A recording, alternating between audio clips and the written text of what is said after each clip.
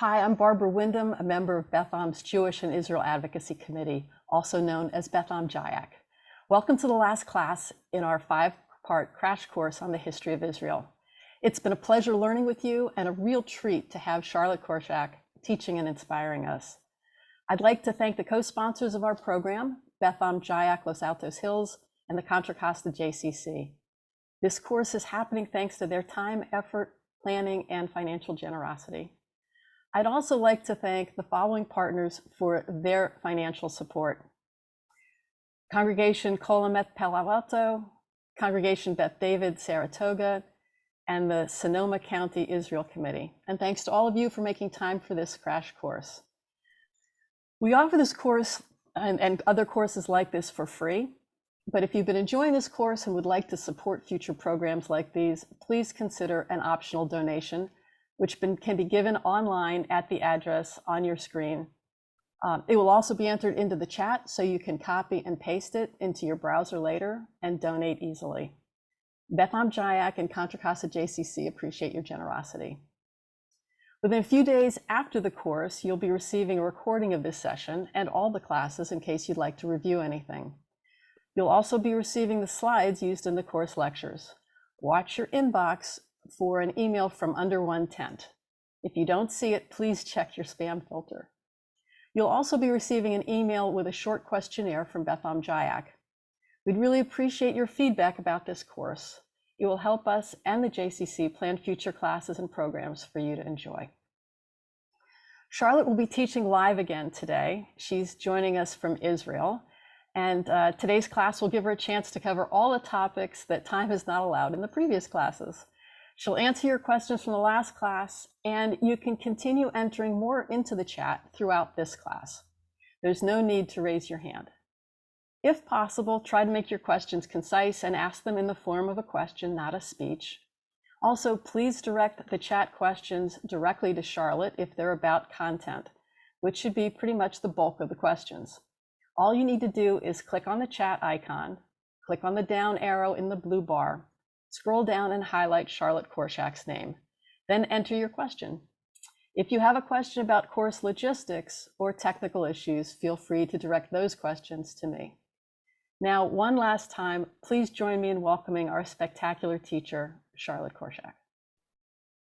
Hello, everyone. It's nice to be back. It's nice to be home. I just landed from London a few hours ago, so I'm ready to kick this off and have a wonderful last session with all of you. So like Barbara said, I'm just going to take questions this class, and I'm sure many of the usual ones will come up, and hopefully we'll use all the time. If not, I have plenty of very standard questions banked that we can go over. But with that, I'm just going to dive in and not take any more of our time. So feel free again to shoot me questions in the chat as we go, but I'll start with the questions that were asked last week that I was not able to get to, considering the immense amount of content of last week's session. So with that, let's dive in.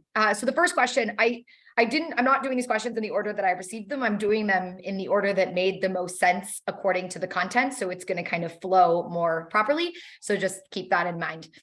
So the first question, if we're jumping back to the beginning of last session, we were talking about the War of Independence and the atrocities committed during the War of Independence, certain things that were claimed to be massacres. Some argue yes, some argue no, a much bigger debate for another time.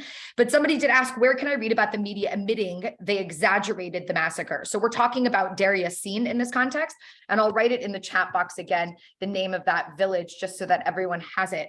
But Deir Yassin, it's important to know because, again, it is such a core part of the Palestinian narrative. Where you can find information, I was actually just pulling it up, but stand with us in one of our booklets, Israel 101. And when we send out the email, I will also share with Barbara some of the resources that you can find on our website that Stand With Us has that are really immense throughout that you can use that cover many, many different array of topics. And in one of them, it actually addresses, and it has a quote from an individual that talks about the exaggeration of the massacres. And I'm just looking for it right now. I'm sorry, I was looking for it before and then I got distracted. It says, historian Benny Morris says, responsibility for the Palestinian refugee crisis is split among the Yishuv, the Palestinians in the Arab countries, with enormous responsibility lying with the Palestinians who started the conflict. Sorry, I'm just going to keep looking for that one quote. You know what? I'm going to try to find it later so we don't take any more time. I apologize, but I will send this as well. I'm going to just put this booklet in the chat and you can also peruse it at your own leisure, where there are quotes in there, and then there's direct sources as well of where those quotes came from. And there you'll be able to find the quote of the Arab leaders that acknowledge the exaggeration of the massacres that ultimately backfired, that led to this kind of mass fleeing of Palestinian Arabs from the territory, specifically in 1948 after Deir Yassin. And then there was really a halt by the Arab leaders to say that the Palestinians should leave so as to not cause more of kind of this emptying out of the Arabs of the land.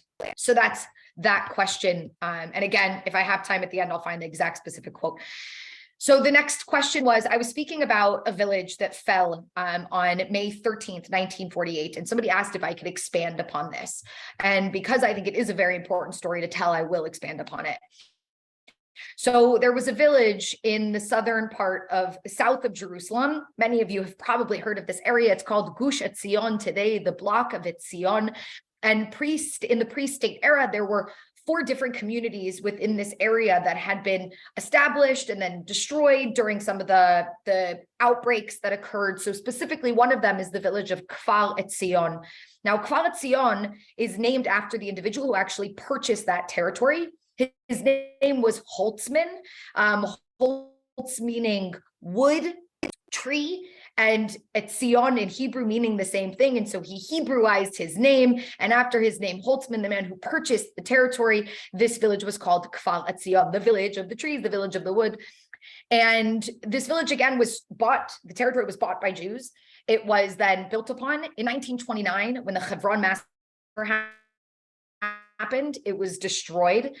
And then in 1930, it was rebuilt. And then in 1936 to 39, during the Arab revolts that occurred in those 3 years, it was destroyed yet again. It was rebuilt yet again in the 1940s. And then it will be one of the villages that was trying to hold down their territory during the War of Independence to protect Jerusalem down to the north.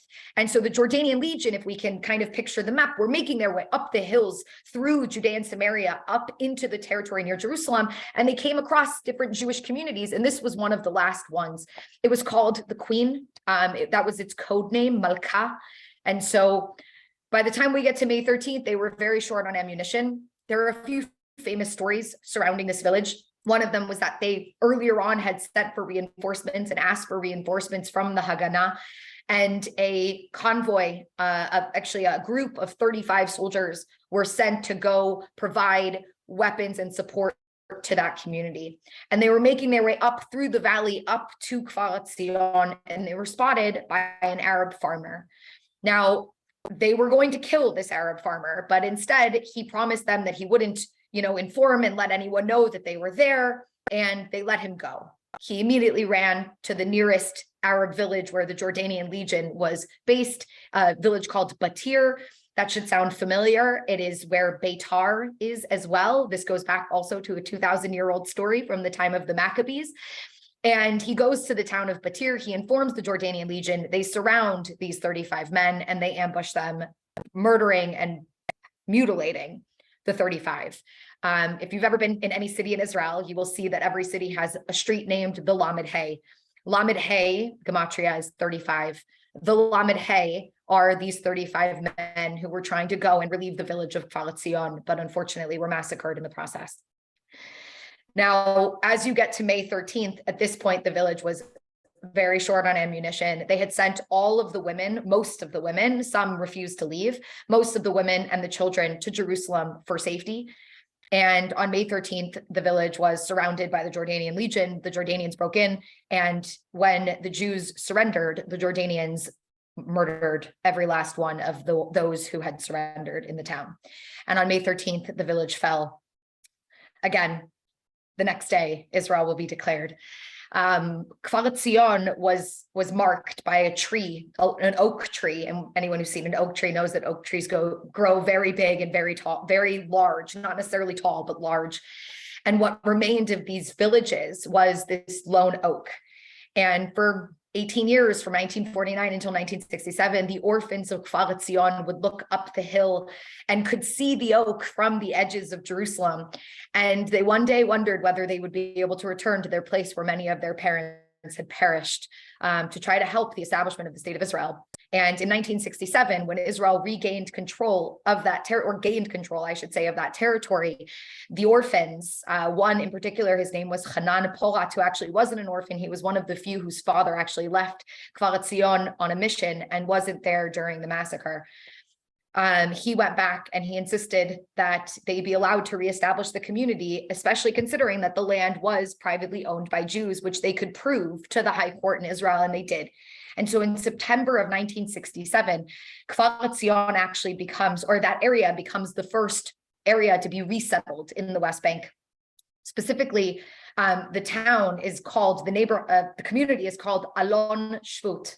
Now, the lone oak is the Alon Haboded, Alon being the oak tree. And so Alon Shvut, Shavu, meaning they returned to the oak.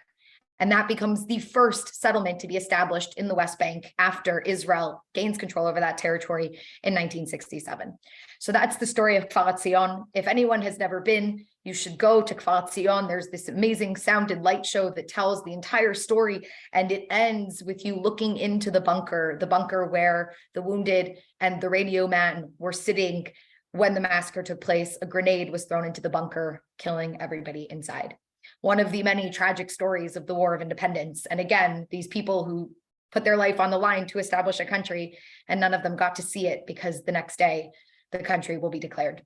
So that's the story of Kfar Etzion. And it ties in actually when we go and we talk about settlements, which we will in a little while, because I got a couple of questions about settlements, about kind of what was the justification for going back or going to that territory and rebuilding, and why did the government allow it? So we'll talk more about that when we get to that question. But that is the tragic story of Kfar Etzion. And then also kind of the, again, this element of like rising from the ashes in 1967 and going back to that land and restoring their presence there. So that's one of the stories. And it's, again, important to remember, because so many people, when they talk about settlements, they think about this as something that kind of started in 1967, Israel's presence or Jewish presence in the West Bank.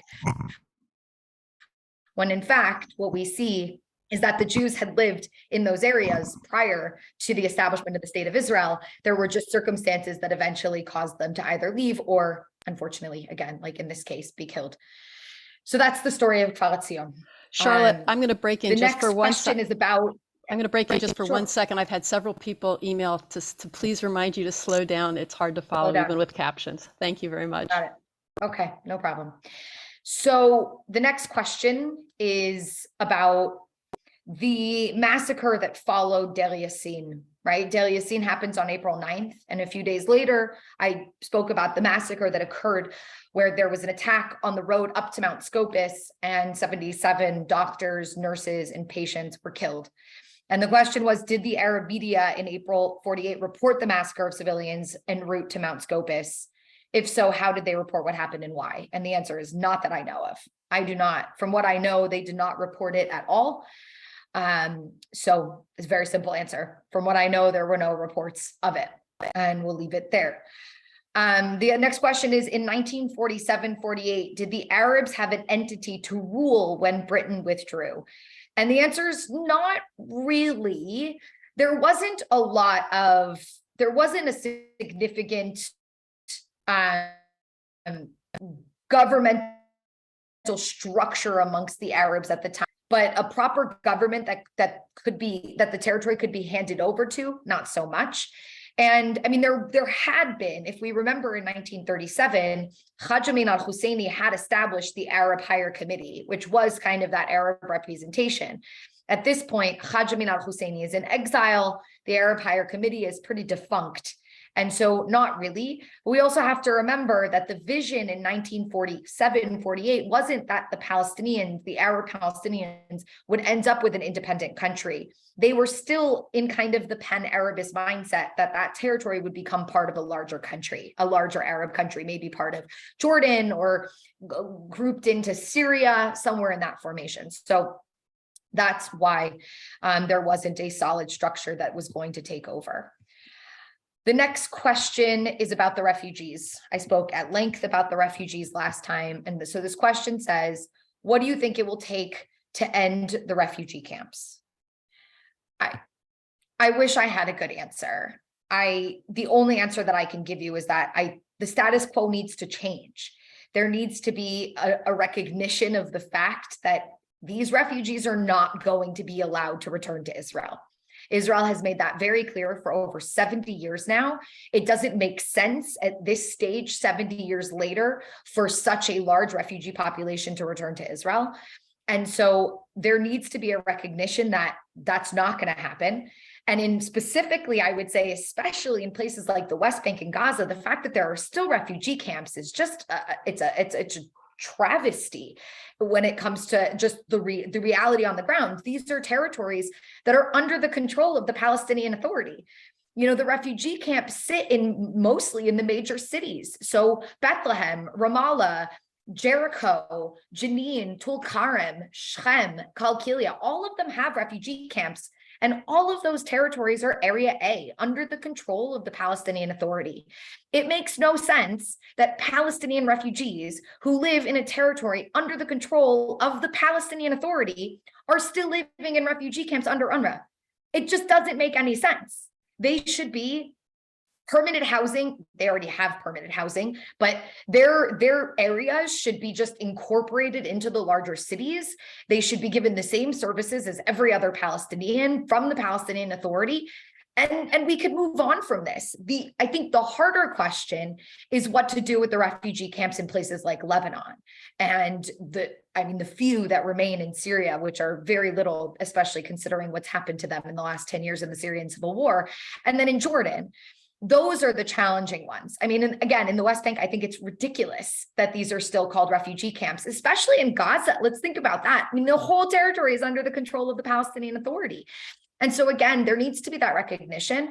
And there also needs to be a conversation about the change of status, that this ongoing passing on refugee status to your children should just end. Unfortunately, we have been stuck in a status quo since the 1950s. And whenever it's brought up that things should change, it's kind of, swatted down as like, no, but they have the right of return, which I think we talked about last time. They don't have an internationally recognized right of return. But there's this insistence, even though there has been an equal amount of insistence by Israel that they're not going to return to Israel, and there is no legal justification or legal obligation for Israel to return them to Israel. So those are all the things I think should happen. Do I think they're going to happen? Absolutely not. We are going to be stuck in this status quo. And especially considering that UNRWA is a UN body, the UN is not exactly a body that has been in favor of Israel in the last 50, 60 years. And so I can't imagine that they're going to change the situation, which would ultimately, it would benefit Israel, but much more importantly, would benefit the Palestinians. But this is the reality we live in. Many people attack Israel thinking that that's going to help the Palestinians, when in fact, it usually does just the opposite. It actually ends up harming the Palestinians in the long run. So very sad reality. And I don't see how it's going to come to an end anytime soon, unfortunately. So when I was talking about the refugee camps, I mentioned this, 50-plus-year-old man that I was speaking to one time outside of a refugee camp in the Ramallah area. And he was talking about, not being able to provide, shoes for his kids. And somebody said, but does this 50-year-old refugee have the money to buy his child shoes or opportunity or a job? And that's a great question.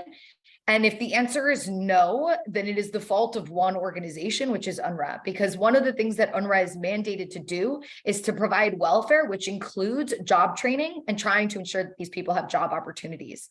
And again, if they're going to have job opportunities in the West Bank or in Gaza, then that would be the responsibility of the authorities in those areas, specifically the Palestinian Authority and Hamas in Gaza. And so the answer is maybe and maybe not. It depends on the skills that he was given in the time that he grew up in a refugee camp. So some yes and some no. And you're absolutely right that if the answer is no, I mean, again, how dare I ask the question, right? But the point that I was trying to make by asking that question is I was just trying to establish how 70 years of living in a refugee camp dependent on an outside external body creates even more dependency. And how it becomes almost unfathomable, the notion that I could take care of myself or take care of my children. Somebody else's job is to do that because that's how I've been raised. And so that's the point that I was trying to make, just the almost the tragedy that is this sheer dependency that so many Palestinians have on UNRWA. An organization that, again, is losing funding because many people see kind of this almost ridiculous nature, the fact that this organization just continues to grow and the refugees that they have to look after continue to grow. And when is this going to end? So why should we keep funneling our money into it's a pit, right? So it's just a tragedy all around. And I really wish that there wasn't so much bias against Israel in the world, because to me, I genuinely think that it's the bias against Israel that perpetuates that reality, and the fact that there's very little insistence on changing that reality. And the blame is continued to be placed on Israel, even though Israel has no control over the refugee camps or the refugees and hasn't since 1949. So, all right. Somebody asked, did the Palestinians travel to other countries? Are they allowed to? So it says, how did they and are they allowed to? So there's a past tense and a current tense. I'm going to just take the current tense because I'm not sure about the past tense and what context we're talking about. But in the current context, if you're a Palestinian, you want to travel. If you live in the West Bank under the Palestinian Authority, you have something called you have travel documents, essentially, that are issued by the Palestinian Authority. They can't issue passports because they're not a recognized country in the world, and so they're not allowed to issue a passport. So you're given travel documents. The challenge is that because it's not a full-blown passport, and because the Palestinian Authority is not a recognized country, there are almost no visa waiver programs that the Palestinians have with any other country. So if they want to travel, they have to apply for a visa from any country that they want to go to. And it's very hard. And very oftentimes they will not be granted those visas. The easiest way is a student visa. Those are oftentimes granted. And that's how they would be able to at least get permission to go somewhere else. Then the way that they would travel is through Jordan. So there's a crossing right by Jericho. Anyone who's driven down there by the Dead Sea, you drive pretty close to it. It's called the Allenby crossing. And that is only for Palestinians. Israelis, Jews cannot travel through that crossing. And so Palestinians use that crossing to cross into Jordan, which they can do. They don't need a visa to do that. They can cross into Jordan, and then they would fly out of the Amman airport to whatever destination they have that visa for. So that's the West Bank. If you're in Gaza, it's significantly harder. I should say one more thing about the West Bank. There are some Palestinians who can apply for a permit to fly out of Ben Gurion Airport. That is much harder to acquire, but it is something that you can acquire. If you are somebody who's gone through background checks and have, let's say, a permit to work inside of Israel, it might be a lot more likely because you've already gone through the background checks to get that ability to fly out of Ben Gurion. If not, you would fly out of Amman. Now let's switch to Gaza. If you're in Gaza, things are a lot harder. First of all, you're not coming into Israel. Israel does not give permits to Gazans to travel through Israel, through Ben Gurion, to go to another destination. If you want to travel out of Gaza, you have to go through the Egyptian border, the Rafah crossing down south. And it all just depends on whether or not that border is open and whether or not Egypt is allowing people to come in and out. They do, but sometimes it's closed. And so again, it's just going through the proper permitting and getting the proper visas and permits and approvals to be able to cross over that border and enter through Egypt. But mostly Palestinians in Gaza are pretty much stuck. They don't have citizenship, same as in the West Bank. And that's another one of the many tragedies, I would say, of the current situation. So that's that. The next questions jump us all the way into modern times. And now we're going to jump to the year 2000, when we were talking about the Camp David offer that was offered to Yasser Arafat from Ehud Barak in the year 2000, just to remind everyone what that offer was. He offered him 100% of the Gaza Strip, 97% of the West Bank with land swaps. So Israel would take some settlements in and redraw the borders around those settlements, and they would hand then Israeli territory to the Palestinians in exchange for the land that we would take. So that's what land swaps are. So it was about 94% of West Bank land, and then 3% would be exchanged in land swaps. So 97%, there was going to be a $30 billion repatriation fund for refugees that would allow the refugees from camps in Lebanon and Jordan and Syria, et cetera, to be able to move into the territory of the West Bank or Gaza and resettle there. And then, of course, a shared capital in Jerusalem. So the question that I have is, what was Arafat's justification for not accepting Barak's deal? Now, there were a few. One that was very easy for him to kind of fall back on was the right of return. He said there wasn't a right of return, which is true. Israel did not offer Palestinians to return inside of Israel proper, so that wasn't offered. But mostly what he actually did was he completely mischaracterized the plan to the Palestinians. And actually, I have it open on that link that I told you. Let me just quickly pull up the maps. Because what's interesting is you could see the map that was offered, and this is according to the Americans who say this is what was offered, and then you can see Yasser Arafat's characterization of what was offered. So I'm just going to pull that up right here on my screen. You should be able to see it now. So this was the map reflecting the actual proposal. So you see these little bits of yellow, of white, that would be the territory that Israel was going to take. And then you see the characterization of it by Yasser Arafat, where he essentially said to his people, this was going to be ongoing occupation. He said Israel was going to have the Jordan Valley and these kind of areas that cut through the West Bank, as you can see, claiming that therefore their country would not be contiguous. So he painted this picture of this isn't really a deal. This is just going to be an ongoing occupation, just it's going to look differently.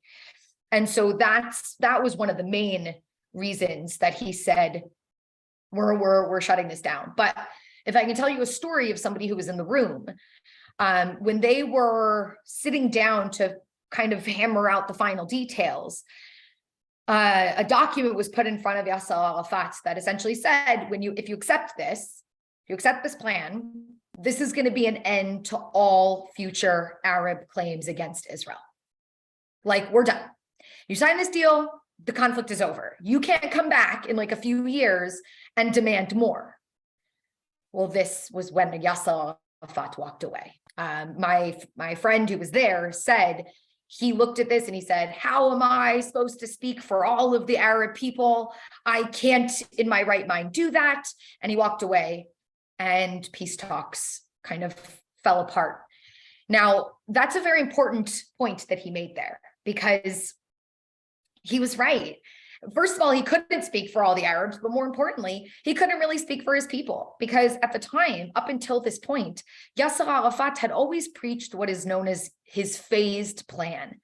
I don't know if I spoke about this last time, but Yasser Arafat's phased plan essentially was him in Arabic preaching the idea that, don't worry, we're going to negotiate with the Israelis, and what they're going to give, or with the Zionists, and what they're going to give us is they'll give us land, and then we'll be quiet for a little while, and then we'll attack them again, and then they'll give us more land, and then eventually we can attack them and we can take all the land. It was called, again, his phased plan, which you can look up. And so the idea that Yasser Arafat, this man who had preached to people for 40 years at this point, I mean, he was the leader of the PLO starting in 1968. So for nearly, again, 40 years, 32 years, he had been saying, we're not going to stop. We're not going to accept anything except for everything, right? And then all of a sudden, he would have gone back to his people with an agreement that would have said, we're going to accept 22% of what was historic Palestine, which in the minds of the Palestinians is the territory between the river and the sea. And we're going to let Israel stay in 78%. A lot of people make the argument that Yasser Arafat would have been assassinated. Like, the more extreme factions amongst him would have assassinated him. You've been preaching one thing this whole time, and now you're coming back to us with a deal, right? And then there's another, this is my own analysis, so take it for what it's worth. But, Yasser Arafat negotiated with Israel in the 1990s. And during the negotiations, there was another round of violence, right? During the Oslo years, spurred on, many would argue, by Yasser Arafat in Arabic. And then all of a sudden, after these years of really intense violence, he got offered an even better deal. So maybe Yasser Arafat was thinking to himself, hell, if I spend the next, few years killing even more Israelis, they'll offer us even more. And so what came is after the rejection came the second intifada. And I mean, to a certain extent, sometimes we buy into this, we feed into this narrative, because what comes at the end of the second intifada is Israel's withdrawal from Gaza. So it almost like we almost send the message like, yeah, keep killing us, and then we'll keep pulling out of land, right? And that's also, I think, one of the key reasons that there are a lot of people in Israel today who very much insist we can't give up more land, at least not now, because it's only perceived by the Palestinians as weakness, as they're winning, as, yep, just keep beating back a colonizer, and eventually that colonizer is going to leave. So that, I think, played a big role in Yasser Arafat's rejection in the year 2000. And to be honest with you, he dies 4 years later in 2004, and he's still very much a hero within Palestinian society. And if he had tried to make this deal with Israel, he would definitely not have gone down as a hero. He definitely would have gone down as a traitor. So that, I think, plays, again, a big role. The next question is getting inside the heads of the Palestinians. Why was the final peace offer undesirable, rejected? Were they fed up, disillusioned? So the final peace offer was 2008. Let's remember that was Olmert's offer that included 100% of the West Bank, 100% of Gaza, all with land swaps. It would have been, again, that big fund of 30 billion to repatriate refugees, some refugees returning to Israel for family reunification purposes, and again, a shared capital in Jerusalem. So why was the final peace offer undesirable? First of all, we have to also understand, it's not like they ever do referendums within Palestinian society when these offers are made, where we can kind of gauge public opinion in terms of would they accept this specific deal. That being said, we do have polls throughout the years. And we have to remember, again, is that the rhetoric coming out of Yasser Arafat and then his successor, Mahmoud Abbas, was not a two-state solution. They never preached two-state solution in Arabic, right? They continue to preach the notion of from the river to the sea, Palestine will be free. And so again, everything I just said still applies to Mahmoud Abbas. If he had gone back and said, yeah, I just accepted a plan where we would, have 22% of historic Palestine and Israel's going to stay in between, he also might have been assassinated. It might not have gone down well. And so I don't think the Palestinians are disillusioned or fed up. I think we're speaking a different language. In so many ways, we're speaking a different language, the East, the West, Hebrew, Arabic, but we're speaking a different language in terms of our terminology. We Israelis have talked about peace for over 70 years, right? We always talk about all the peace offers we made. But if you listen to Palestinians chanting in the streets, what they say is no justice, no peace. What they're looking for first and foremost is justice. Let's go back to that Arab ideology that I spoke about, the concept of honor and shame. For them, losing their land in 1948, losing even more in 1967, it's just been shame after shame after shame. And they feel like everything that's been done to them, living under occupation and the counterterrorism that they would see as oppression, that these were all just injustices built upon more injustices. And what the Palestinians are looking for is justice. And that needs to be more of the conversation when we talk about these peace agreements, because it isn't just about land. It isn't just about how much more can we offer them. So much of this is ideological. So, the reason why Mahmoud Abbas rejected it is one reason, but I genuinely believe if it had been offered to the Palestinians and there was a referendum, I'm not sure a majority would have supported it because of that just deep ideological divide that we have yet to figure out how to break through.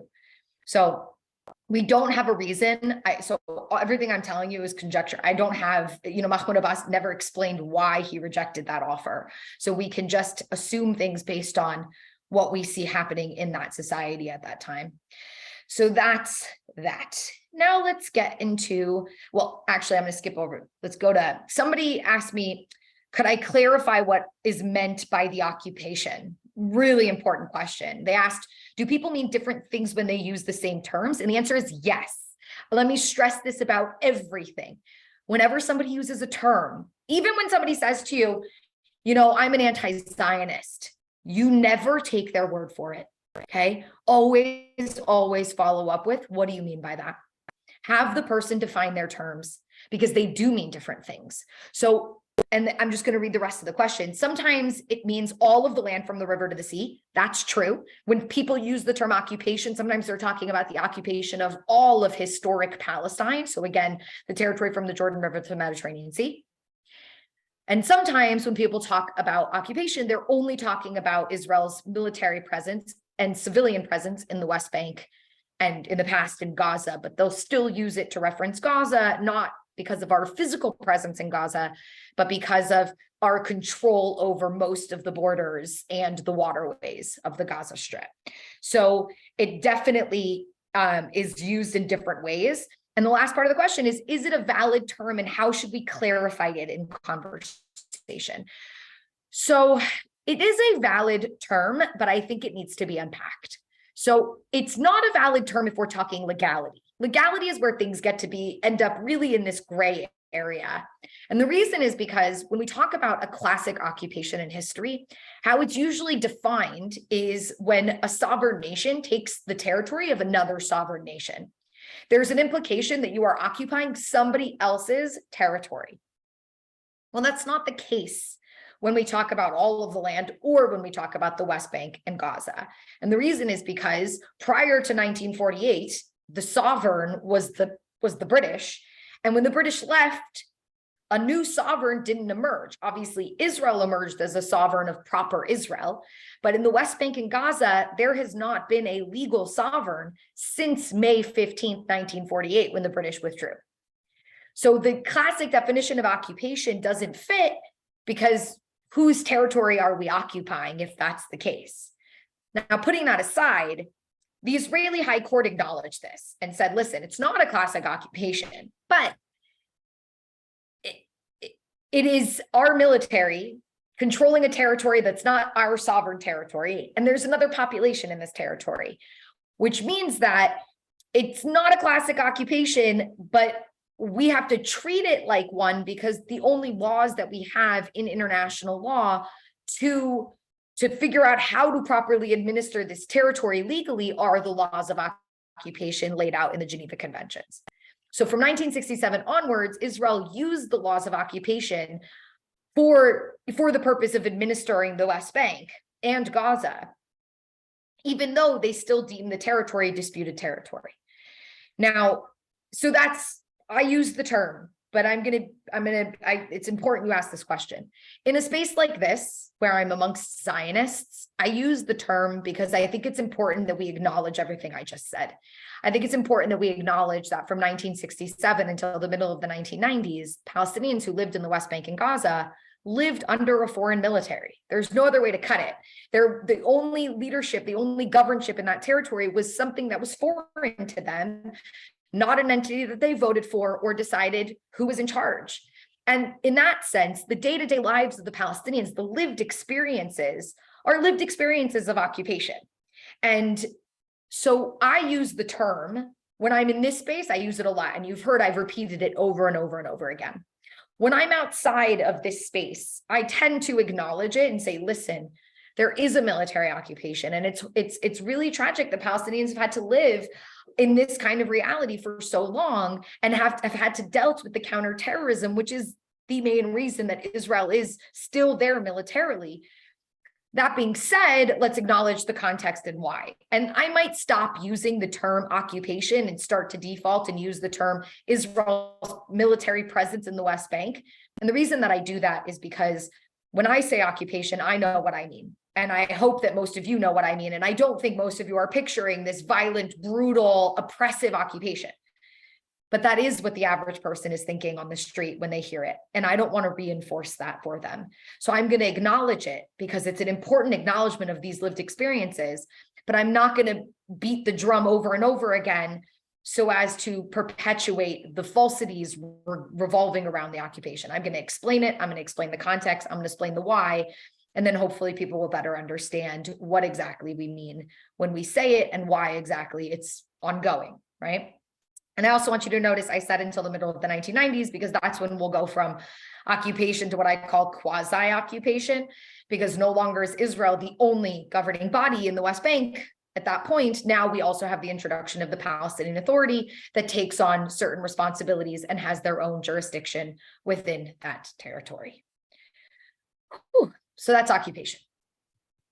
Now, the next question is, I mentioned this past week that Israel looked back at history and tries to understand from all sides what really happened. Talking about battles or reported massacres. Now, I just want to heighten that. There was a wave of what are known as the new historians that emerged mainly in the 1980s and continued through, Benny Morris being one of them. He's the one who coined the term, the new historians. And the new historians were historians who did analyze documents that had been declassified at that point from the War of Independence, where they were able to look at things in a much clearer way, which we didn't have the actual materials to be able to do that prior. And so this camp of the new historians that really deeply reflected on the past. I mean, Benny Morris wrote some scathing things about the War of Independence. He then walked himself back as he did more research. Worth reading Benny Morris's works on the War of Independence. And so, yes, there has been that element of Israel kind of examining themselves. Now, the second part of the question is that doesn't seem to be happening on both sides of the conflict. And a one-sided victim narrative is taught in Palestinian schools where kids are frequently trained to be martyrs and celebrate the killing of Israelis. How can there be a solution if Palestinians are taught in schools to hate Israelis? What can be done about Palestinian teaching the full history to their kids? You kind of, in my opinion, hit the nail on the head. I very much believe that Israel is on the right track, mostly has been on the right track in terms of going back and acknowledging our faults and seeing the Palestinians as a people and understanding kind of their presence in this land. And again, I still think we have ways to go. But to answer your question of how can there be a solution if Palestinians are taught to hate, the answer is there can't be. And again, I think you hit the nail on the head. As long as a Palestinian child is raised to believe that I am a white European colonizer and I have no place here and that this is their land and they need to fight for it, even if that means to the death, we're never going to solve this conflict. So what can be done about it? Awareness is what we can do about it. Awareness and pressure. Right now, pressure is not being put in the right places, right? A lot of people put the pressure on Israel. And yeah, maybe, again, we have work to do, no doubt about it. But to put no pressure on the Palestinians, the fact that this isn't mentioned every time this conflict is talked about, the fact that senators, congressmen, the president just kind of pushes this aside and tries to focus on things like settlements. And again, they sometimes say it, they need to stop teaching, the glorification of martyrdom, et cetera. And the UN needs to focus on it more. And many other entities need to be looking into these textbooks and demanding real change. And you know how you demand real change? You hold the purse strings hostage. That is how you do it. You're going to give them aid, insist that that aid is contingent on them changing their textbooks. As long as this continues, we will never be able to have peace here. And I'm sure of that. And so you hit the nail on the head as far as I'm concerned. There are so many other things to be done, but education, that's Stand With Us. We're an organization that firmly believes that education is the road to peace. And it's education, not just amongst Israelis, but education amongst Palestinians. And so what we try to do is we try to raise awareness and we try to bolster the organizations amongst the Palestinians that are teaching a full story and the full narrative. And those exist. They're rare, but they exist. And one of them that if anyone wants to look into that is these guys give me hope every day, is an organization called Roots, in Hebrew, Shavashim. And if you look them up, you'll see their logo is in English, Hebrew, and Arabic. You can look at some of the work that they are doing, and it's really special. And it is, again, teaching both Jews, and by the way, Jewish settlers are their main target audience, and Palestinians, each other's stories. And I hear Palestinians within this center talking to me about how this is your land, this is your homeland, it's my homeland too. And we have to figure out a way where we can live together in both of our homelands. And that to me is the rhetoric that's going to get us to a better future. So You hit the nail on the head. Keep talking about it. Keep raising awareness. Call your congressman. I mean, I know that sounds ridiculous, but that's where we're going to start to see change and then that's the top down approach. And then the bottom up approach is supporting organizations like Roots and any other Palestinian or Israeli organizations that work to educate Palestinians about our story and that we can learn about their story. Definitely. All right, let's get into some modern politics. Somebody asked, do you think Israel has a chance to stay a Jewish state the way it is going? Yeah, I do. I think every single day we have to work to ensure that the country remains the country that we want it to be. I actually don't necessarily think that it's not going to be a Jewish state. It's just what kind of Jewish state is it going to look like? And I'm going to tack on to this the first question that I got tonight in this room, which is, Israel has just elected the most right-wing government in its history, which threatens to discriminate against non-Orthodox sects of Judaism, women's rights, and the judiciary. How do we in the diaspora defend Israel's proposed new policies, considering we already deal with anti-Semitism and BDS? So yes, we have elected the most far right and the most religious government we've ever had. And so when you say, is it going to stay a Jewish state? I'm sitting there thinking, yeah, but how Jewish? And it might be really Jewish to the point that a lot of Jews are not going to feel welcome in that Jewish state, because some entities within the government today would say that unless you are Orthodox, you are not really Jewish, especially if you come from intermarriage, conversion, etc. So that is going to change the Jewish character of the state in sense of who's a Jew, but not necessarily stop the Jewish state altogether. To answer your question about how do we defend this government or proposed policies, my answer is very simple. You do not have to defend ever the policies of the state of Israel, ever. This country is a country made up of a lot of different people. We have an opposition and we have a coalition, and sometimes you might end on the side of the coalition and sometimes you might end up on the side of the opposition.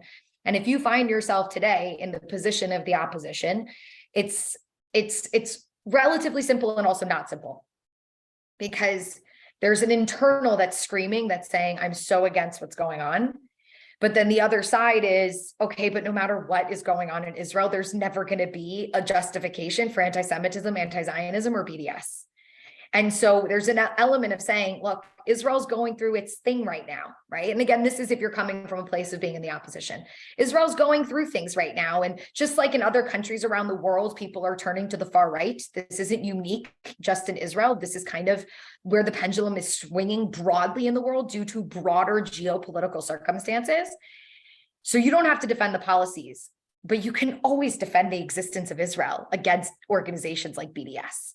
It's like looking at somebody and saying, look, Hungary is going down a really weird path right now, but nobody's walking around saying that Hungary therefore shouldn't exist. So it's kind of separating out these two conversations. And when I face BDS, I will say, and they say, but your government is turning really religious. Okay, yeah, it is. And that's for me, the Zionist, the Israeli, to deal with. Those are my own domestic issues, but it doesn't give you the right to say that my country shouldn't exist. Two different conversations. But when you're having this conversation internally, this is the place where synagogues, where communities, the JCC, all of the organizers of this program need to step up, and we need to create spaces where we can have these conversations, where we can vent, where we can express concern and anxiety, and maybe again, disagree, because some of you on this call might be saying, I do support this current government, and that's beyond okay. Just like, again, half of Israel supports this current government.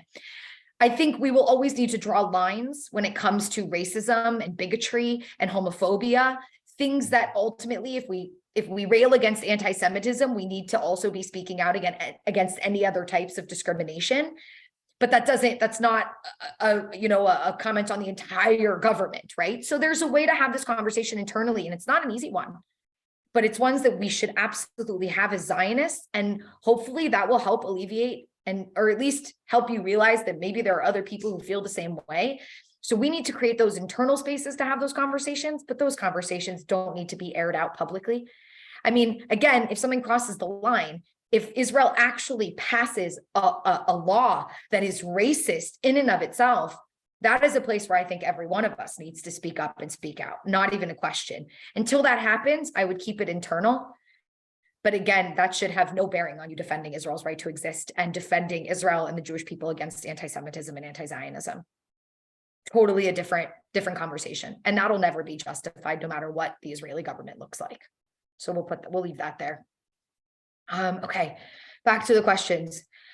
I love this question. I think it's so important, and I know it'll speak to many of you, but how should our kids in America deal with the anti-Zionism as opposed to anti-Semitism? Yes, I know they could be the same that they experience on campus. So let's just quickly talk about anti-Zionism and anti-Semitism for a second.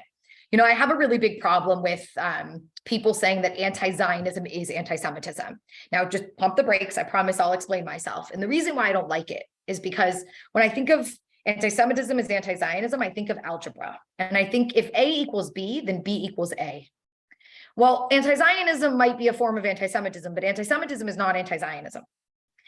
And so instead of doing an arrow, an equal sign, I do an arrow, right? That anti-Zionism feeds anti-Semitism. Anti-Zionism is a form of anti-Semitism, just like I would put white supremacy and I would put an arrow to anti-Semitism. White supremacy is a form of anti-Semitism.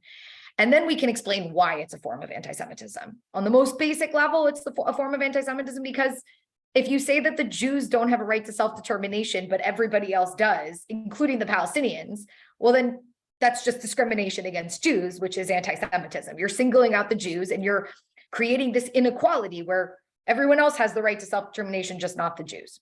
Most simple level.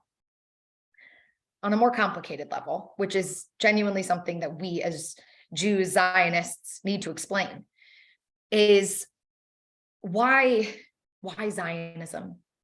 Right? And if I didn't finish this class without answering this question, I don't think I would have done my job. But why Zionism?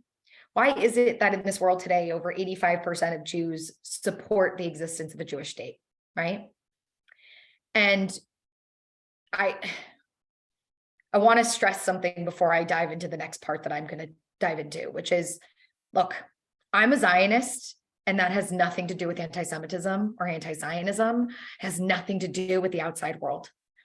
I'm a Zionist because I'm a Jew, because this is my home, because the language that I speak every day out on the streets is the language that was invented in this land, and the culture and the traditions that I practice every day links me back to this land. I'm a Zionist because this is my home. That's it. That being said, why I believe Zionism is a must in this world does have to do with anti-Semitism. Why, when somebody describes a world to me without a Jewish state, why it scares me is because of Jewish history. Something that I know, that maybe you know, but the average person doesn't know. So when somebody comes to me and says, I'm not an anti-Semite, I'm just an anti-Zionist, I will ask them a very simple and honest follow-up question, which is, okay, I believe you. I genuinely do, by the way. I believe most people who say that. I would say to them, okay, so do you think Jews should be safe in this world? Now, if they say no, they're an anti-Semite, and you can kind of move on with your day. But if they say, of course, what do you mean? Obviously, I want Jews to be safe. This is where the history needs to kick in a little bit. And we need to not think that people are just going to know this. This is the moment where we have to say to people, well, let's understand that for the 1900 years that the Jews didn't have a country, they weren't safe in this world. And it wasn't just that there were people out there persecuting them. There were the perpetrators who, again, persecuted them, oftentimes killed them, or more mildly, expelled them from wherever they were. There were also a lot of people like you who said, I'm not an anti-Semite. I don't have a problem with the Jews. But when somebody else was doing something to the Jews, they sat back and they watched it happen. And so I'm a Zionist because I genuinely believe in this day and age that I don't have trust in the world, because the world has given me no reason to trust them. And so I trust one thing. I trust that if something happens to Jews anywhere in this world, there will always be one place that will be there to take them in and will be there to protect them wherever they are. And that's Israel. So I believe you that you're not an anti-Semite. My question, though, to you would be, if you want Jews to be safe, push comes to shove, are you going to be the one to hide a Jew in your closet when somebody's coming after them? And if you say no to me, I understand why you might not want to put your life on the line for a Jew, and that's fine. But that's why I have a country who will always be willing to put its life on the line for Jews. So why anti-Zionism is a form of anti-Semitism is because you might not be against Jews. But if you're against the Jewish state, then you're going to strip Jews of the one thing in this world that keeps them safe, which essentially will allow those who are actually anti-Semitic to go after the Jews. So now how do our children deal with this? We need to equip children with the knowledge that I just gave you. If only, half of the people on this call over the last 5 days were people in high school or in college. By the way, this is where Stand With Us lives and eats and breathes, right? This is our bread and butter, is working with young people. We have a middle school curriculum, we have a high school curriculum, and we have a college fellowship, a university fellowship to equip students at whatever age they start with us to be able to be prepared for the next stage of life and for what they might be dealing with right there on the spot. And again, how do you deal with it? First and foremost, you have to be educated. You have to be able to say what I just said when somebody comes to you and says, but I'm just an anti-Zionist. You have to be able to explain yourself. You have to be able to explain what Zionism, the belief in a Jewish state in the land of Israel. You have to be able to do it simply and quickly for the generation that has the attention span of an ant, which is what we're dealing with right now. And so the first step is providing the education. And why am I saying that? You might be saying, are you kidding me? Once you have the education and once you have the skills, you have the courage. You have the courage. Courage comes from knowledge. Knowledge is power. And so how do we equip them from the youngest age? If there are young parents on this call, Zionism needs to come from the home first, okay? And it shouldn't be shoved down their throats. It shouldn't be, you must support Israel. It should be why. Why do I support Israel? Why do we as a community support Israel? And we need to just, instead of assuming that our students, our children are going to just naturally align themselves with Israel, we need to start to understand that that's not the case with this next generation. Because what they see on platforms like TikTok and Instagram taint their understanding of what Israel is. And they sit there and say, why in my right mind should I support this place that I've never been to, that I live, thousands of miles away from, when I'm living comfortably in my house here in Northern California? We have to instill this in them. And then once that's instilled in them and they have the knowledge and the tools, they'll be out there and they'll be able to tackle every question. And they'll be able to stand tall and stand proud as a Jew and as a Zionist. It comes from knowledge. So equip them with knowledge. Take what you've learned here and take it home with you. And bring this up. There's a great book. I almost want to go and grab it. I'm gonna go and grab it. Give me 1 second. I just brought it back with me. Hold that thought. Really, 1 second.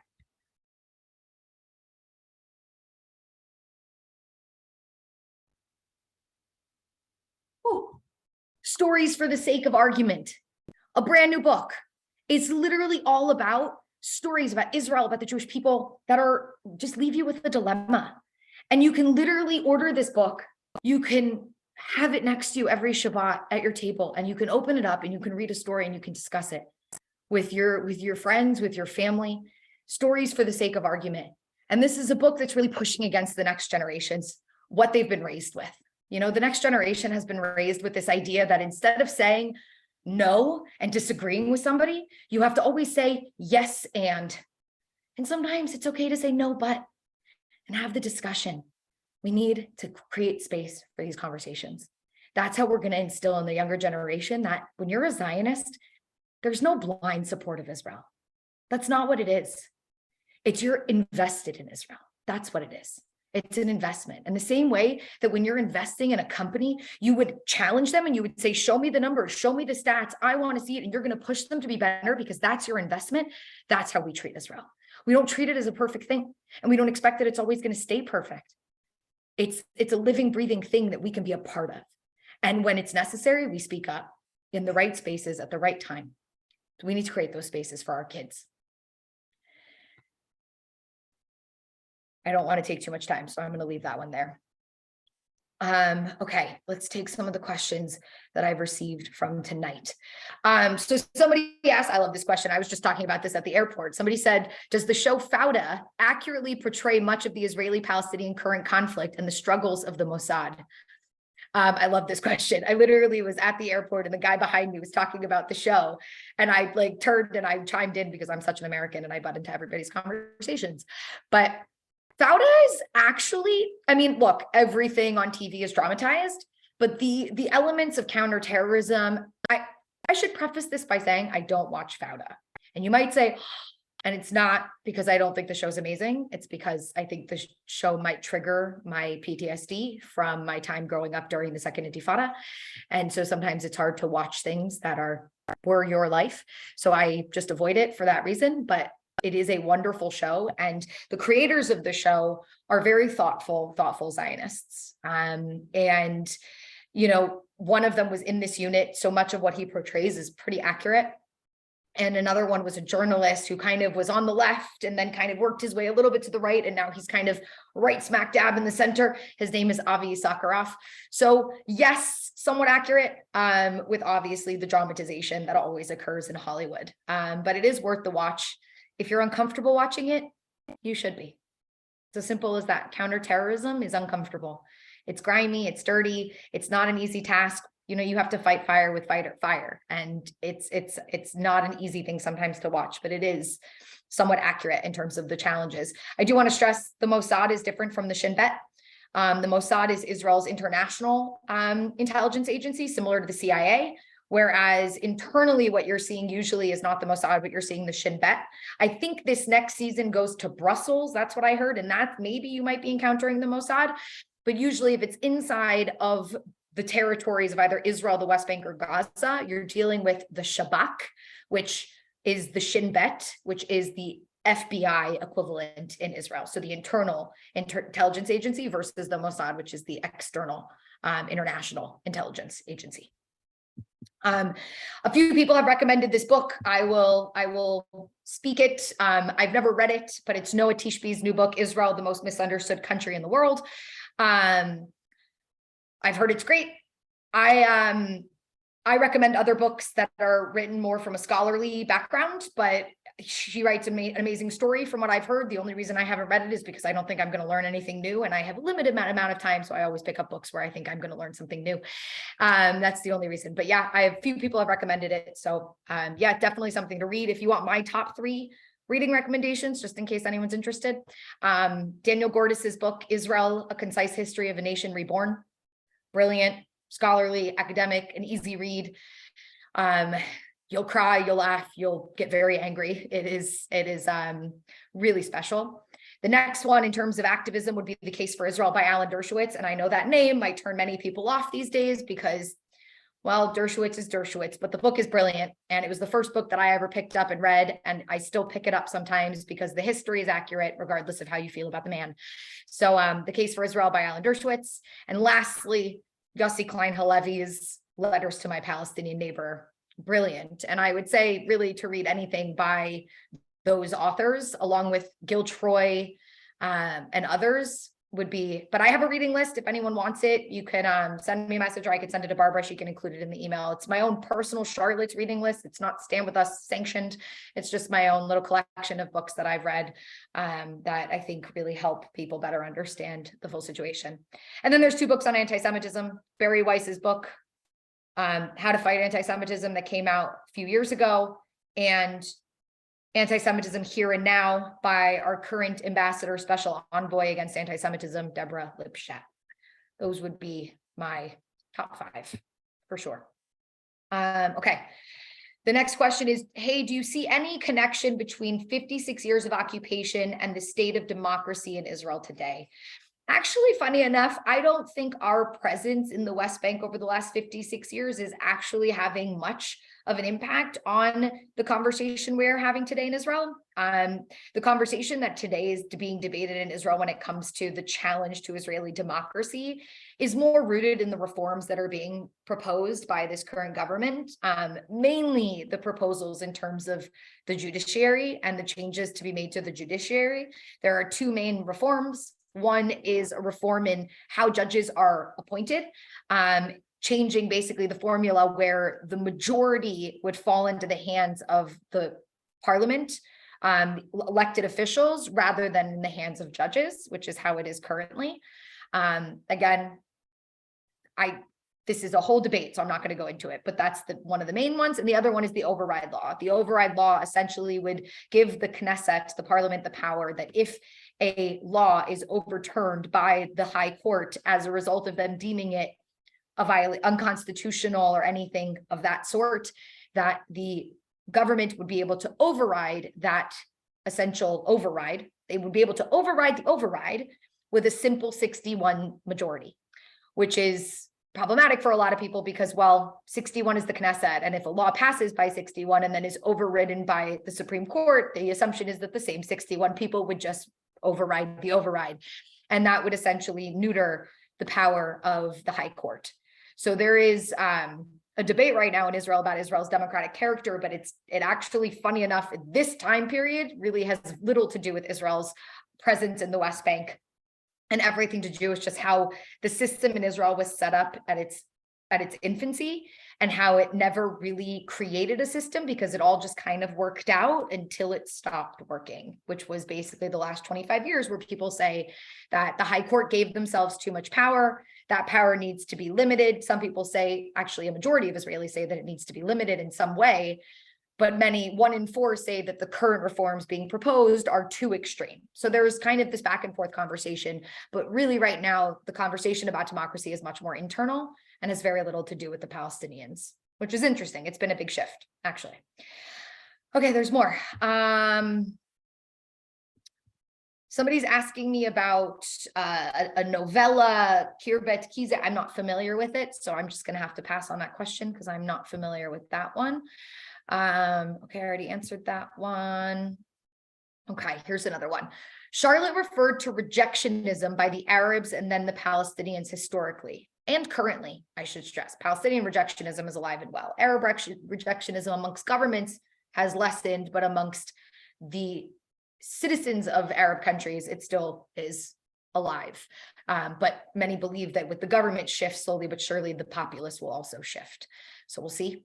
But it says later she called the Israeli policy now also rejectionism. I just want to clarify, it's not the Israeli policy right now. It's just more and more rhetoric that we're hearing inside of Israel is of rejectionism of a Palestinian state. So not policy, just more and more rhetoric. Rhetoric being the key word here. Policy and rhetoric are very different. And that's really what we're seeing right now come out of Israel is a lot of rhetoric, not yet much policy. So that's why even as an organization, Stand With Us, we're not commenting on the rhetoric because it's a lot of hot air. It's very classic politics. And we kind of hold back until policy is actually created and passed and legislated. So I'm kind of answering the question as it goes because it says this is the same false equivalence as the cycle of violence. And I would agree. I also don't use the term cycle of violence. The Arabs et al. Rejected peace, recognition, and negotiation. The Israelis have now, after years of terrorism, refusal of compromise, or acceptance of several peace plans, the population of Jewish Israelis and their governments have realized the futility of trying to reach an agreement with the flawed Palestinian leadership. I agree. I fully agree. And when I was talking about Israeli rejectionism, I'm not ignoring the past. All right. I'm genuinely not. I'm a historian. That's what I analyze more than anything else. But as a result of the past, exactly what you just said, the rejection after rejection after rejection, there are those in Israel who supported all those previous peace plans and were like, we want a two-state solution. We want to end this conflict. And those people are in the position that you brought up in your question, which is they've become somewhat disillusioned. And like you said, they see the futility in trying to make peace with people who are just not interested in making peace with us, but they haven't turned rejectionist. Those are still Israelis who I hear say to me, I believe in a two-state solution in principle. I believe that the Palestinians have legitimate claims here. That is not who I'm talking about. I am talking about a population in Israel that never supported the peace agreements with the Palestinians, that have only ever spoken about a one-state solution. And that is rejectionism, and it always has been, in the sense that they have always rejected even the peace agreements offered by Israel to create a Palestinian state or to end the conflict. And so I'm not saying there's broad Israeli rejectionism. I'm saying that there's a camp that has been rejecting the notion of Palestinian statehood from pretty much the get-go until today. And that ideology is growing in Israel. And yes, many would argue as a result of the constant rejectionism that came from the Arab side. I'm not making an equivalence between the Israelis and the Palestinians. The Palestinian Authority and the Palestinians themselves have historically always pretty much rejected any concept of peace.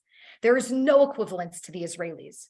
But what I'm trying to say is there's a small population in Israel that is growing that are also rejectionists. And when I'm speaking to a group like this, I want to also raise the alarm bells sometimes about challenges within our own camp that we can deal with. I can't solve the Palestinian issue. I just can't. I can't go into their schools and teach them that they need to accept Israel, but I can speak to the youth in Israel and make sure that we don't become as rejectionist as they've been, because that only means more conflict. It only means more conflict. So I'm not trying to make an equivalence between the two.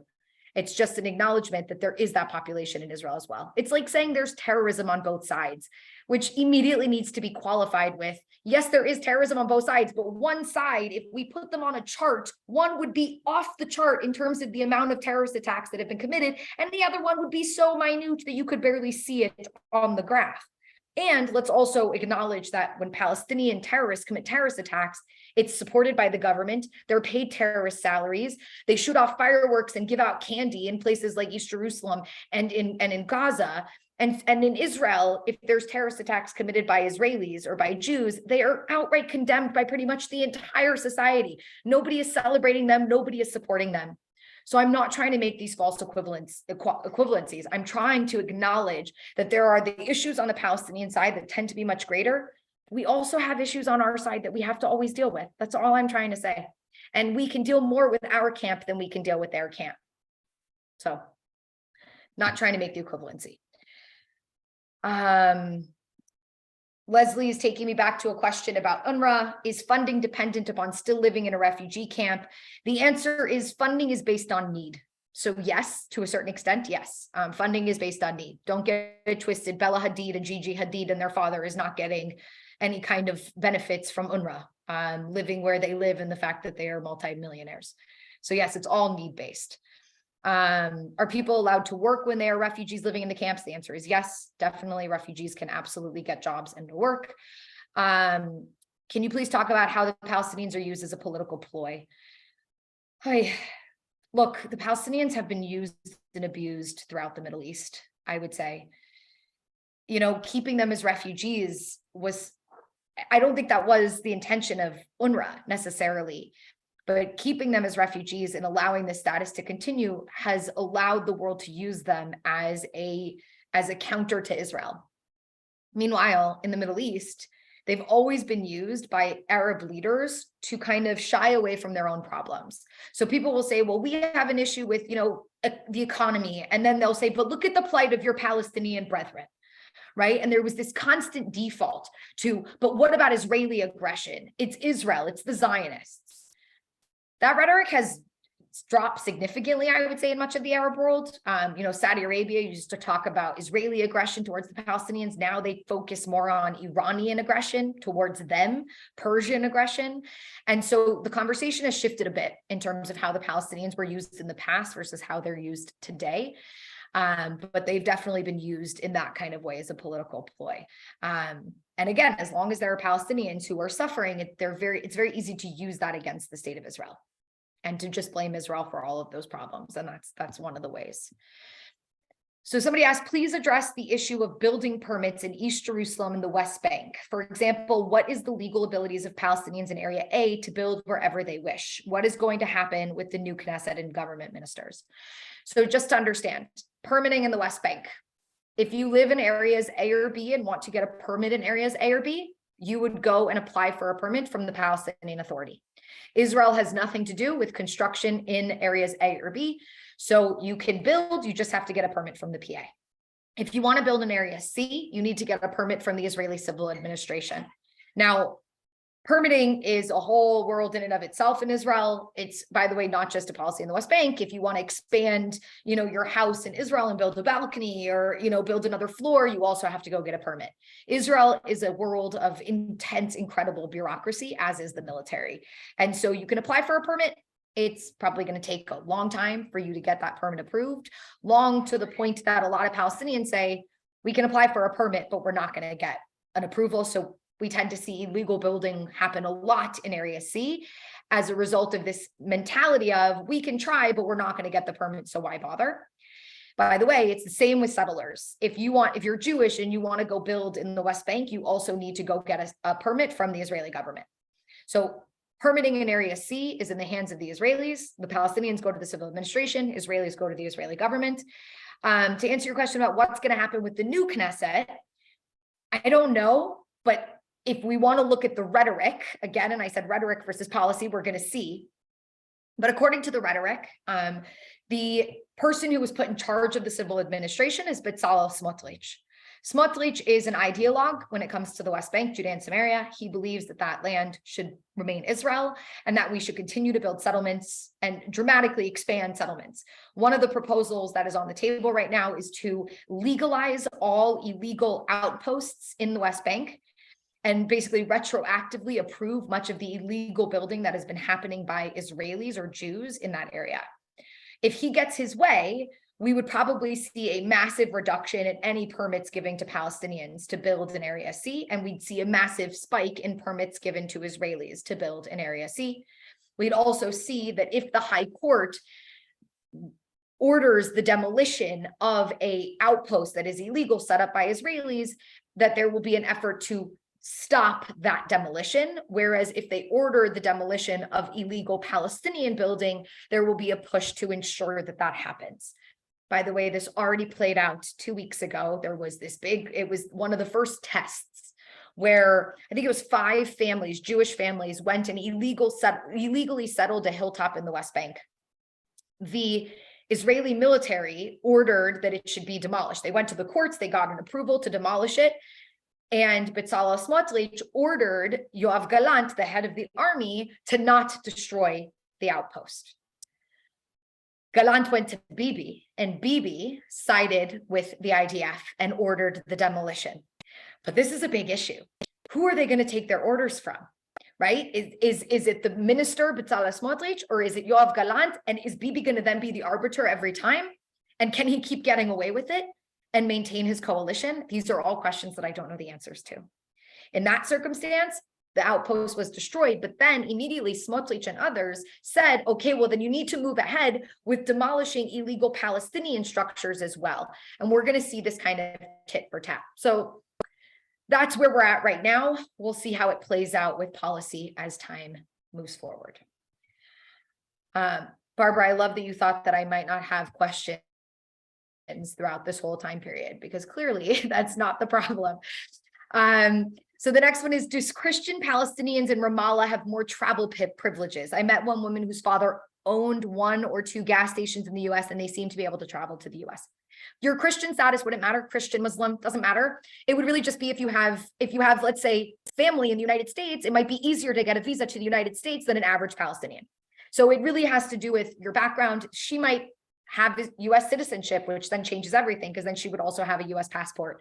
So no, your religion does not matter at all. It would matter, again, if you had other citizenships or had family living in other places, people that could sponsor you to go to other places. That would be where the other countries trying to grant you that permit would potentially be more inclined to do so, but it wouldn't affect your status amongst the Palestinian Authority. What do you think will happen when Abbas dies? It's a great question. I mean, he's 87. His dad did live until he was like 100 though, so who knows? But he's 87 years old. I mean, what is literally the debate right now that's happening is he's probably going to name a successor at some point. And we'll see how long that lasts. Again, I'm not a crystal ball type person. It's hard for me to predict the future.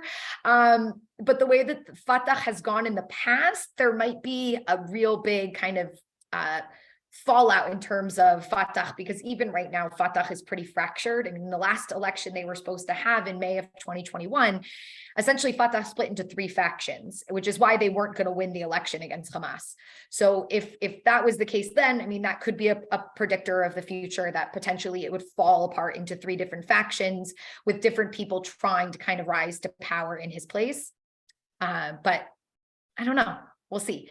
The sad part is I don't think it's going to change. The situation isn't going to change that dramatically. The people lined up to take that position are cut from the same cloth as Yasser Arafat and Mahmoud Abbas, and I don't see much change in terms of the ideology. So, wasn't there a provision in the Barak offer for an Israeli military presence in the Jordan Valley? I think there was a conversation about having an partial Israeli military with also the Americans and others, kind of like a unified force that would monitor the Jordan Valley crossings, but not a permanent Israeli military presence in the Jordan Valley. There was discussion around it, but the notion of having a foreign body that might have Israelis included at some of the crossings to ensure protection was part of the conversation, yes. Can you give us some hope for a solution in this conflict in light of the scary situation we're facing in Israel today? Look, you know what? I'm going to take that question last. Can you address why Israel does not have a constitution? How can the current government justify removing the check and balance of the independent judiciary necessary for being a democracy? Listen, we don't have a constitution, so nobody gave the judiciary power. Nobody gave the Knesset power. There's a big void of like, who's supposed to have what power? Why do we not have a constitution? When we founded the country, we started to pass basic laws. The discussion was that they would be codified into a constitution. That never happened because they could never agree on it. Shocking. Jews couldn't agree on putting a bunch of laws together. And then just things kind of worked as time went on, right? And then it became a much bigger issue in the 90s. Basically, just to set the stage for what's happening now, in 1992, a basic law was passed called the Law of Human Dignity and Respect. And it essentially was then codified. It was brought up in 1995 by the Supreme Court as kind of the Israeli Bill of Rights. And they used it as a basis for striking down laws that violate that law. And that's essentially where many argue that Aaron Barak, the leader of the High Court, gave himself too much power. And now the court, the Knesset, is trying to move that power from the judiciary back to the Knesset. And a lot of Israelis are saying, hey, how about we just find some balance, which is what we're looking for. So that's really the craziness that we're dealing with right now. Again, if anyone wants recommendations, one of my things that I've listened to every single day is the Times of Israel podcast. And they had on in the last few months, different people from different backgrounds in terms of the judiciary reforms, talking about the reforms, and some for, some against, some in the middle. Worth taking a listen at all the different perspectives, because again, it's not black or white. Many Israelis believe in judicial reform, but many Israelis, again, 1 in 4, at least according to the most recent poll that was taken just in the last few days, say that the reforms that are being proposed are too extreme. So that's where we are.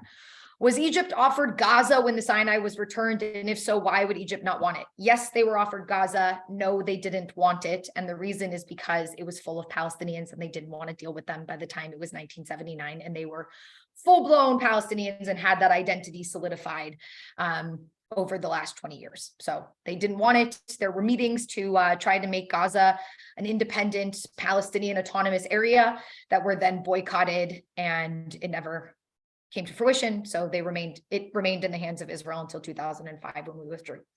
Do you think that it would have been better for Israel to have annexed the conquered territories from the get-go? Hindsight's 2020.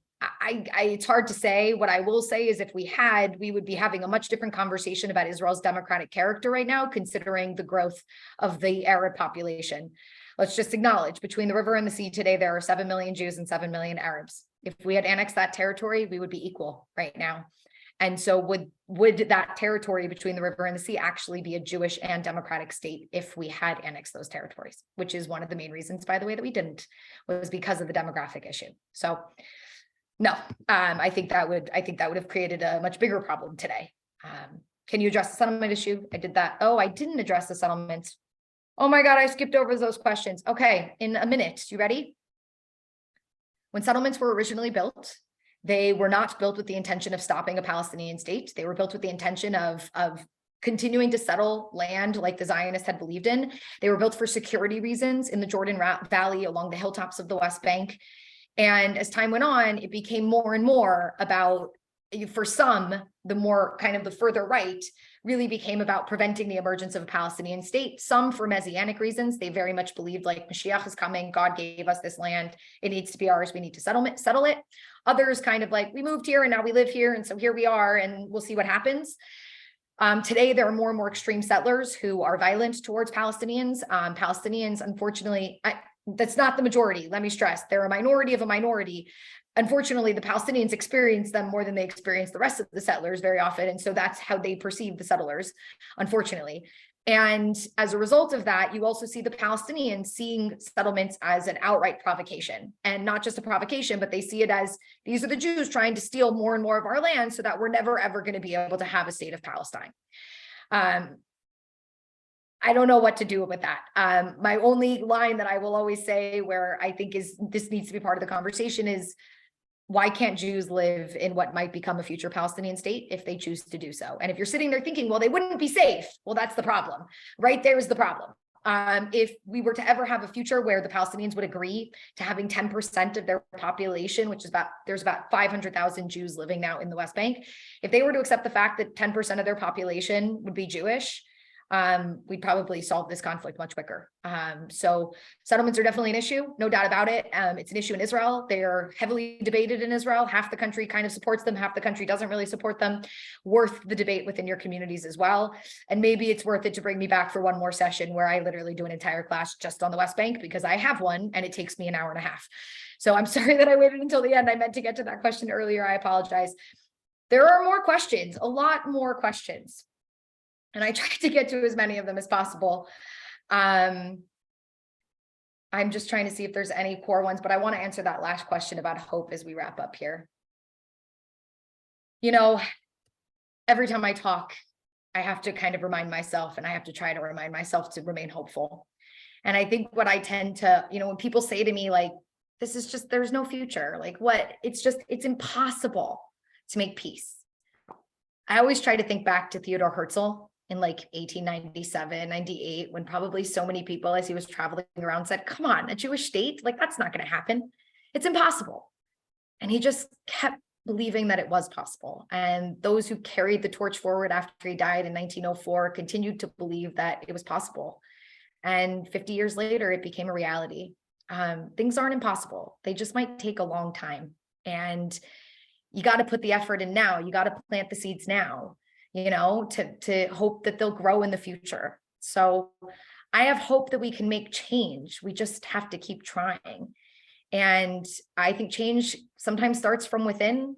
And I think we need to make sure that we as Jews, as Zionists, maintain our morality, maintain our pragmatism, our realism about this conflict, which also means always continuing to protect ourselves through it all.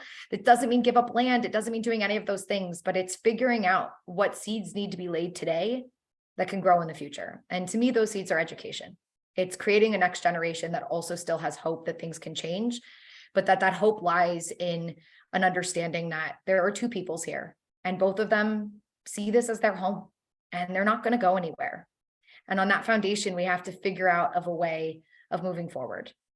And I don't know what that's going to look like. What I do every day is I educate, and I hope that I can plant those right seeds in somebody who's going to become the next person who will carry that torch forward. And hopefully, maybe in a generation or two, we'll get there. If you had asked anyone 10 years ago, would we have peace with most of the Arab countries, they would have called you crazy, but here we are. So things change, circumstances change. And as the circumstances change, we can also try to change those circumstances at the same time. So that's the hope that I can leave you with, is that every single one of us is a voice. Every single one of us, to just bring a cliche to this and a quote from Gandhi, be the change that you want to see in the world. Don't sit back and expect somebody else to do it. Be a part of it. And you were, by sitting here over the last 5 weeks and taking part in this course. And so as we wrap up, I just want to give a huge thanks. I know there's a long list of sponsors that we thank in the beginning. I just want to thank Barbara, Joanne, and Claire, who I've seen every single time on these calls, who I know have put in the effort. And I'm sure there's other people in the background that they would also be thanking, but I want to thank you. And I want to thank everyone who's taken the time. And I just want all of you to know I'm always available for you if you have questions. And so the last thing that I'm going to do is I'm going to put my information into the chat. And if I couldn't ask you questions, please feel free to message me, and I will do my best to get back to you in a timely manner. If I don't get back to you in a timely manner, shoot me a nudge. Oh, I just sent that to one person instead of to all of you. Shoot me a nudge. Just say, hey, Charlotte, I don't know if you saw this, but sometimes I'm out traveling and I run around. As you guys saw, I did these classes from a different place every single time. So just nudge me. Sometimes I just lose your message. It drops down to the bottom, but that's my phone number. That's my WhatsApp. I will send you voice notes with answers. That's why I'm not giving you my email, because I never have time to sit down in front of a computer and write out answers, but I always have time to send voice notes to people with answers. So you now have my phone number. You can harass me, please don't. But if you really have a question and you just want a quick answer, I will always be happy to help. And I give out my number to students and people all over the world. So please, if you need to, take advantage of it. And again, just thank you all so much for being a part of this. I really appreciate it.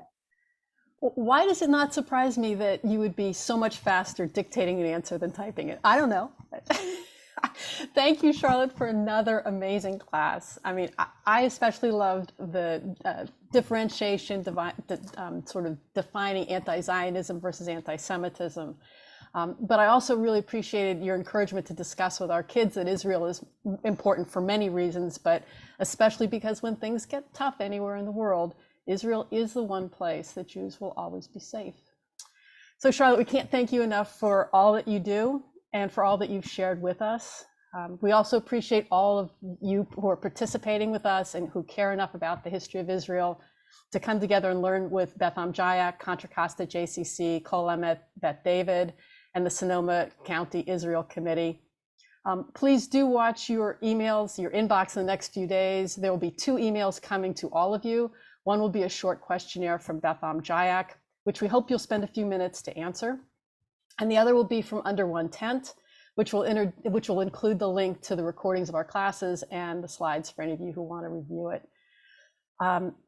The slides do belong, by the way, to Charlotte and to Stand With Us. And so there'll be some language in there when you do get the slides about how you can and shouldn't use them.